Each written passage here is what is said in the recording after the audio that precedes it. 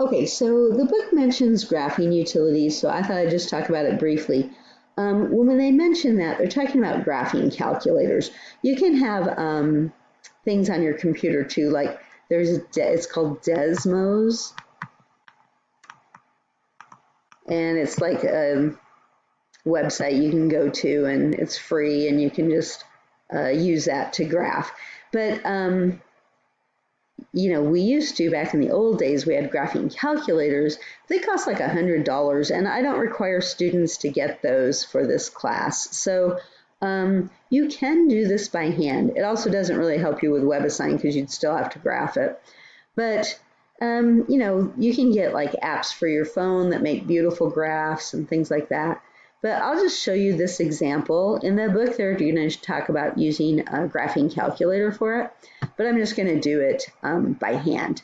So I'm just going to make a table of values. And then a lot of times if they have a fraction, I'll pick something convenient like 3 or something. In fact, sorry about that.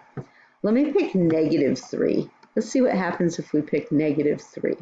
So if I do that, I would have y equals -2 over 3 times, -3 minus 4/3.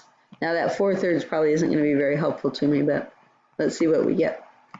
We get 2 times -3, let's see, -2, so it's going to be positive 6/3, right? Minus the 4/3, so I'm getting like 2/3.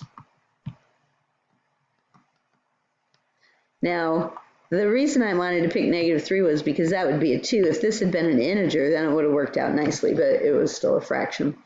I could put 0. If you put 0 in, well, then that's going to be 0. You're going to get -4/3, right? And you can write that all out too if you want. And then I think I'll pick a 1. So if I put 1 in, I get -2/3 times 1 minus 4/3, or -2/3 minus 4/3. Now that's going to be -6/3, or -2. Now when I graph these ordered pairs, they should line up because this is a linear equation, and so if they don't, I'll know I made an error someplace. Now how am I going to graph -3 2/3? I'm just going to do my best. So -3 2/3, I'll say is like a, see, that's this notepad thing problem. Okay, I'm going to say it's about there. You want to make sure you're going in the right direction. So it was negative, and then it was a positive 2/3. Okay, 0 -4/3. Well, -4/3 like 1 1/3, so it's going to be like kind of there. And then 1 -2. 1 -2 would be right there. Frustrates me when it does that. Okay, well, they lined up pretty good, right? And then I just do my best. A ruler helps to try to draw a line. No, that one's off a little bit. I just make my dot bigger.